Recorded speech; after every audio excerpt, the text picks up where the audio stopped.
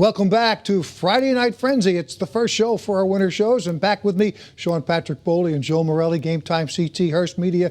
All right, guys, let's talk a little bit about the season coming up. I mean, it's a lot like the fall was. 12 games, no state tournaments. They thought maybe originally they can't do it because they got to push it back a little bit. Joe, I want to start with you. You threw it out there. What about even ranking the teams this year? How valid could the polls be? You're not seeing a lot of them. A lot of teams aren't going to be able to play outside the conference, none of them, in fact. But in the end, you decided, after talking to some of the people who vote, that you wanted to have a poll. How come? Because I think it's important to the sport. It's important to have something to talk about. Like I said, I think there's going to be controversy at the end because I think there's going to be several undefeated teams. I mean, look at the top three: East Catholic, and Northwest Catholic, and Wilbur-Cross. I mean, Windsor, like you said, they're not going to. Some of them aren't going to face each other. Naugatuck. But I think it's fun because that's what polls are for. They're for conversation pieces. And this year, you're probably not going to have a legitimate number one unless East Catholic runs the table because they're the best team right now with 17 of the 19 first place votes. Sean Patrick, I know you're on a little bit of a delay. I saw you guys had your girls poll up earlier this week. What kind of feedback were you getting out there from your voters? Everybody anxious to kind of want to get involved and give these teams some recognition? Oh, yeah. I mean, everyone wants to get back to this something as quick as normal as possible. I mean, obviously, without having a poll for football, without having a poll for lacrosse and baseball and softball, we didn't have seasons for those. We kind of left it on we were just getting started with the state tournament last year, and we kind of just ended it.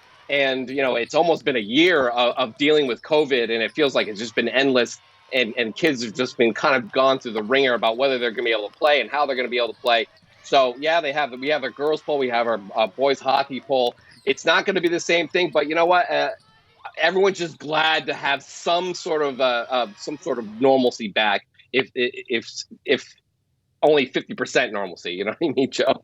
As long as we're talking about your poll, I think one of the interesting stories this year on the girls' side, Tammy Millsaps, leaving prep and out to New London now. To me, that's so there's some really cool stories happening on the girls' side. We'll get to the boys in a second with Joe. Oh, as far as, the girls have been great. Notre Dame Fairfield, how about them? I mean, they were looking like they were going to probably win a state championship last year, or at least they're on the way there.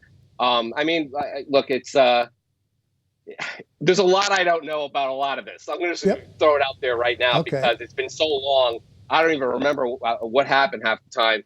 So like I said, I'm just really happy that we're getting out there and playing. I'm anxious to see all the kids play. Joe, I got about 30 seconds, but we're going to miss some really good rivalries. I mean, let's talk, quickly, just, Windsor and East Catholic. I mean, every year that one's not going to be played. Yeah, East Catholic, Northwest Catholic's not playing. Naugatuck and Crosby aren't playing. Again, unless they get to the league tournament. The SEC, the top teams will play each other. The ECC, the top teams will play each other. So there will be some semblance of normalcy as we go along. Again, how's it going to look in March? Hopefully we can get to the finish and not struggle to get there. And again, we want to be safe. We want to be happy. We want to enjoy ourselves. And that's the most important thing. All right, guys, thanks for coming on. And by the way, coming up next week, I should say, CIAC is going to meet again with their sports medicine people. We may get some updates to maybe even things like wrestling and stuff. So we'll all pay attention to that. Sean Patrick Bowley, Joe Morelli, guys, thanks for staying up.